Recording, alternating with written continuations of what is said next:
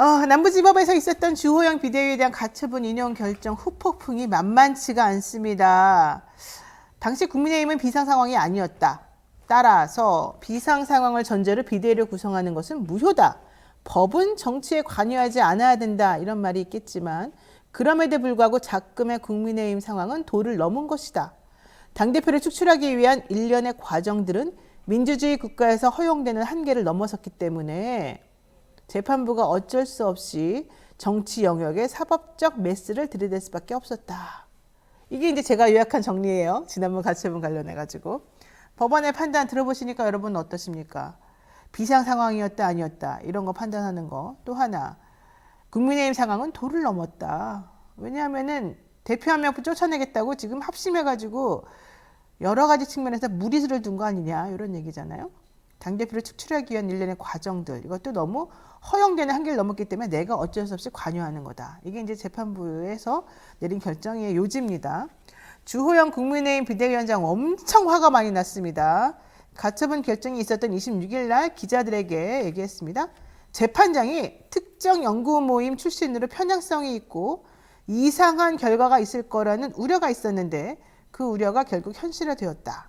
물론 나는 그렇게 생각하지 않는다. 하지만 사람들이 그렇게 걱정을 많이 했었었는데 이렇게 나오지 않았느냐. 요 얘기 했습니다. 그런데 저 얘기 나오자마자 남부지방법원에서는 아닙니다. 그 재판장은 특정 연구 모임 출신이 아닙니다.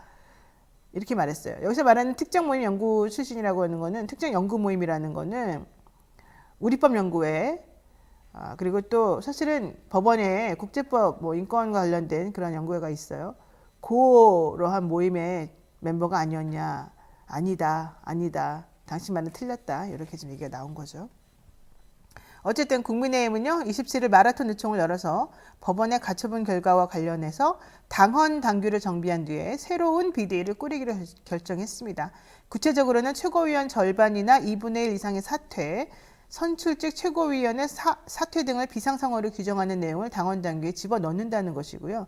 그렇게 함으로 인해서 당의 비상상황이 무엇인지를 판단하는 구체적인 기준을 설정하고 잡음을 줄이겠다는 얘기겠죠. 또한 권성동 원내대표를 중심으로 해서 당의 내홍을 일단 수습하겠다. 물론 나중에 권성동 원내대표의 거취에 대해서는 따로 정리하겠다는 입장이었습니다. 그리고 더 중요한 게 있습니다.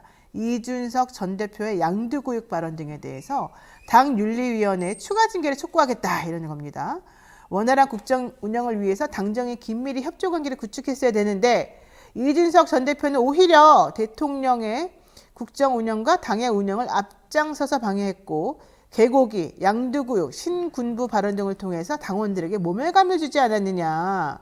게다가 이번 법원의 가처분 결정에 따른 당의 혼란 상황을 초래한 근본 원인은 바로 이준석 대표의 성상납과 증거 조작 교사 의혹이다. 이렇다면 추가 징계 당연한 겁니다. 이렇게 얘기했어요. 그러면서 의원총회 결의로 이 전 대표에게 강력 경고합니다. 이런 말도 했습니다. 그 국민의힘 당원당규에는요. 한 번 징계받은 사람이 두 번째 징계를 받게 되면요. 훨씬 더 강력한 징계를 할 수 있게끔 되어 있다고 해요. 그러면 이준석 대표는 기소가 되거나 말거나 그것과 무관하게 여러 가지 발언을 통해 가지고 당을 혼란에 빠뜨렸다는 그 이유로 제명 처분도 가능하다. 이런 얘기까지 지금 나오구나 봐요.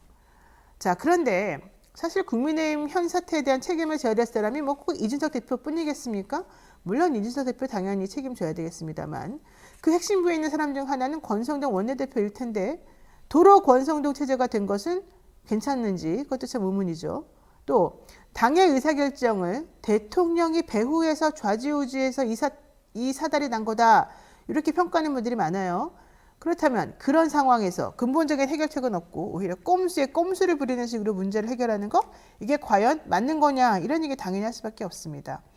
이게 왜 그러냐면 가처분이라고 하는 것은 그 당시에 있었던 그 상황에 대한 것만 콕 찍어서 된다 안 된다 이걸 말하는 거니까 만약에 이런 식이라고 한다면 국민의힘에서는 어떠한 결정이 내려지든 간에 본인들 마음에 들지 않으면 계속 똑같은 상황을 만들어낸다는 거예요. 그러면 이거는 어떻게 되겠습니까? 이게 사실은 이제 법을 좀 우습게 하는 모양새가 돼버리는 거죠. 국민의힘이 당원 당규를 바꿔서 새로운 비대위를 구성하고 이준석 당대표에 대해서 두 번째 징계를 추진한다고 주장하거나 내지는 뭐 비대위를 계속해서 유지한다고 하는 거나 이런 거 전부 다 법원의 판단을 무력화시키고 결정 취지를 몰각시키는 행위가 될 수 있는 거 아니겠습니까? 사법부를 존중하지 않는 것처럼 보여지게 되면 사실은 법원하고 싸우자는 거냐 이런 비난을 면할 수가 없는 겁니다.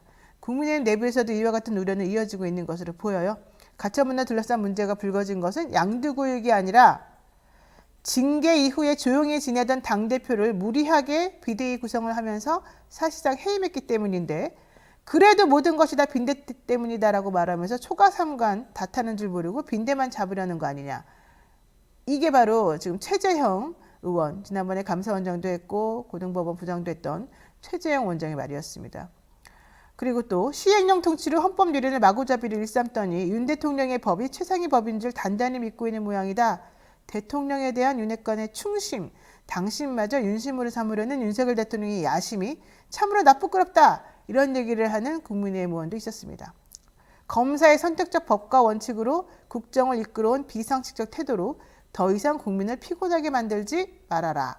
대의민주주의를 대통령의 의중에 좌지우지되는 허울뿐인 민주주의로 전락을 시키고 집단 지성이 아닌 집단 이기주의에 빠져 한 치 앞을 내다보지 못하는 윤 대통령과 여당이 하루빨리 상식을 되찾기 바란다. 이런 말을 하는 의견도 있었습니다. 자, 국민의힘 내용 자체가 이렇게까지 복잡해질 원인이 정확히 무엇입니까? 한번 생각해 봐야 되겠죠? 보수 정치가 최근 배출했던 전직 대통령 2명, 둘 다 법원에서 중형을 선고받았고 그중 한 명은 탄핵됐습니다. 이명박 전 대통령 그리고 박근혜 전 대통령인데요. 이분들에 대해서는 대통령이라는 호칭도 쓰지 말아야 된다. 이런 얘기 나옵니다. 게다가 이번 대선에서 보수는 아예 자신의 후보를 배출하지도 못했습니다.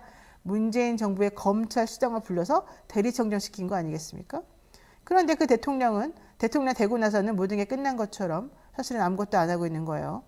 집안 단속도 제대로 못하고 보수의 가치나 철학이나 비전을 대변하지 못하고 이런 비판이 계속 쏟아져 나오고 있는 겁니다. 그럼에도 불구하고 보수 여당, 대한민국의 건강하고 유능한 보수 세력이 나아갈 길을 찾는 데 신경 쓰는 게 아니라 계속 권력 다툼만 하고 집안 싸움만 하고 있는 거죠. 자, 이런 상황이라고 한다면 문제의 본질이 뭔지 우리 다 알 수 있습니다. 그런데 본인들은 모르는 것 같아요. 무엇이 문제인지 나몰라라 하고 국민을 우습게 여기는 여당, 이런 여당은 오래 갈 수가 없는 겁니다. 지금이라도 상황 판단을 정확히 해서 국민을 위한 정치를 해주기를 바라겠습니다. 이상 영희생각이었습니다.